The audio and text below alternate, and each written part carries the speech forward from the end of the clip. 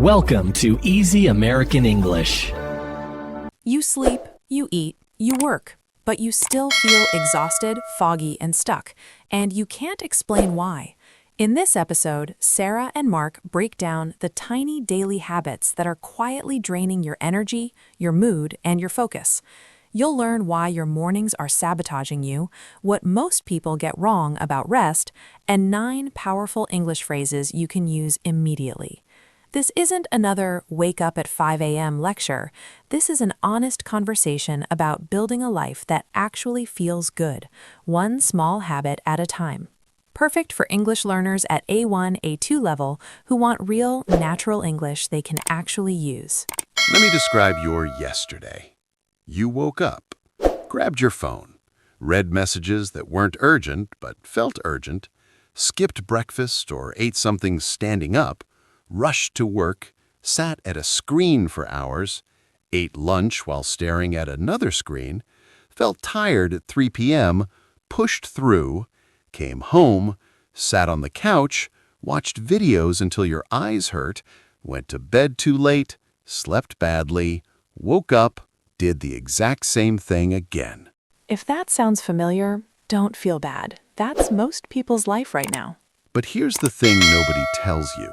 You're not lazy, you're not broken, you're not even really tired. You're trapped in a routine you never actually chose. And today, we're going to talk about how to escape it, in simple English. Real phrases, real conversation, and real advice you can actually use starting tonight. I'm Mark. And I'm Sarah, and this is Easy American English. Okay, Mark, I want to start with something personal. Can I? Go for it. 2 years ago, I went to my doctor. I said, something's wrong with me. I'm tired all the time. I can't focus. I feel heavy. Not sad exactly, but heavy, like I'm carrying something invisible. What did the doctor say? She asked me about my routine, and I said, what routine? I don't have a routine. She said, that is your routine. Wow. And she was right. My no routine was actually a very specific routine. Wake up late, check phone immediately, skip breakfast, drink coffee on an empty stomach, work for hours without a break, eat whatever was fast, stay on screens until midnight every single day. That's not no routine. That's a routine designed to make you feel terrible. Exactly, but I didn't see it because nobody chooses those habits on purpose. They just happen. They accumulate like dust. You don't notice dust appearing, but one day you look around and everything is covered. That's actually a perfect way to describe it. Your bad habits are invisible dust, and one day you wake up and your whole life feels dirty, but you can't point to one big mess. It's everywhere. And that's the trap. Because when there's no single big problem, you can't find a single big solution. You just feel bad, generically bad, and you start to think that's just life. This is just how adults feel. People actually say that. They do. Welcome to adulthood. You're tired forever now. As if exhaustion is a personality trait. It's not. It's a signal. Your body is telling you something. And usually it's saying, hey, can you please stop running me like a broken machine? Yes. So here's the thing. Most people who feel stuck, they think they need a big change. Quit your job, move to another country, find your passion. Very dramatic. Very dramatic, very exhausting, and usually unnecessary. Because the real problem isn't usually the big things. It's the small things repeated daily. And that's what we're talking about today, the small daily habits that are either building you up or slowly taking you apart. Let's start with a phrase. When you do things every day without thinking, without feeling present, we say you're going through the motions. Going through the motions. Your body is doing things, but your mind is somewhere else. You make coffee, but you don't taste it. You drive to work, but you don't remember the drive. You talk to people, but you're not really there. It's like being a ghost in your own life. That's dark, Mark. But accurate. How would you use this in a sentence? I've been going through the motions for months, or I don't want to just go through the motions anymore. Perfect. And when you go through the motions for too long, you start to feel depleted. Depleted. This means your energy is completely gone, not just a little tired, gone. Imagine your phone battery at 0%, not 10, not 5, 0. But you're still trying to make calls on it. That's what depleted people do. They keep going with nothing left. I feel depleted after this week. This job has left me completely depleted. And here's what's interesting. Most people who feel depleted don't recognize they're depleted until they crash. Because our culture rewards pushing through. Keep going. Don't stop. Sleep when you're dead. Terrible advice, by the way. The worst. Sleep when you're dead? How about sleep when you're alive so you can actually enjoy being alive?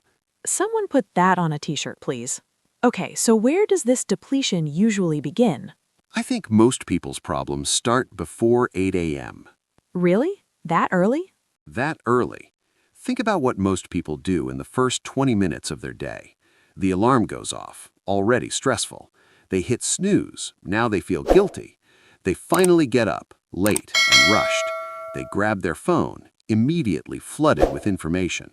Notifications, messages, news, someone's opinion they didn't ask for. Someone selling them protein powder at 6:45 in the morning. Why do they do that? Nobody wants protein powder at 6:45. The internet doesn't sleep and it doesn't care about your boundaries. So within 5 minutes of opening your eyes, your brain is already overstimulated. Overstimulated. This is a really important word. It means your brain is receiving too much information too fast, like trying to drink water from a fire hose. Your brain hasn't even fully woken up yet, and it's already processing 50 pieces of information. Bad news, work emails, social media comparisons, a friend's vacation photos, a political argument, an ad, another ad, a video of a dog, another ad, and then you wonder why your head feels like a crowded room by 9 a.m. You can say, screens make me overstimulated, or I get overstimulated really easily in the morning. And when your morning is overstimulated, the whole thing becomes frantic. Frantic. I love this word. Frantic means rushed, panicked, chaotic. Everything is moving too fast and nothing feels controlled.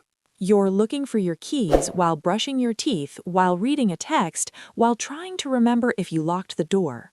And you haven't even left the house yet. The morning becomes a race, and the problem is you're racing, but you don't even know where you're going. You're just reacting. My mornings are always frantic. I hate feeling frantic before work. And here's the part nobody talks about. A frantic morning doesn't stay in the morning. It follows you. Like a shadow with anxiety. That stressed energy leaks into your whole day. You're short with people, you can't concentrate, you feel behind even when you're not. Because your nervous system got activated at 6:30 a.m. and never calmed down. Exactly, so you're running on empty by lunchtime. Running on empty. This means you're still functioning but with almost no energy left. Like a car driving with the fuel light on. You're moving, but barely. And every little thing feels harder than it should. I've been running on empty all week. By Wednesday, I'm already running on empty. And honestly, some people have been running on empty for months, years. They've forgotten what it feels like to actually have energy. That's the saddest part. They think feeling exhausted is their default setting. It's not. It's a result of habits, and habits can be changed. Okay, we've painted a pretty dark picture. Let's fix it. Yes, please. So the solution is not to become a perfect morning person who wakes up at 5 a.m., meditates for an hour, drinks green juice, and journals 10 pages. Thank God, because that sounds exhausting. It is exhausting, and most people who try that quit in 3 days. So what actually works? Being more intentional. Intentional. This is maybe my favorite word today. Intentional means you do things on purpose, with thought, with awareness, not random, not automatic, chosen. An intentional morning doesn't mean a long morning, it means a conscious morning. So what does that look like in real life? Okay, here's what I actually did. I started waking up just 12 minutes earlier. Not an hour, 12. 12? That's oddly specific.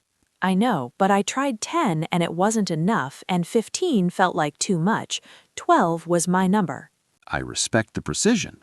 And Sarah, it actually made a difference because those 12 minutes taught my brain we're not panicking today, we're beginning. That's the difference, isn't it? Panicking versus beginning. Exactly. You want to ease into the day. Ease into. This means to start something slowly and gently. No crashing, no rushing.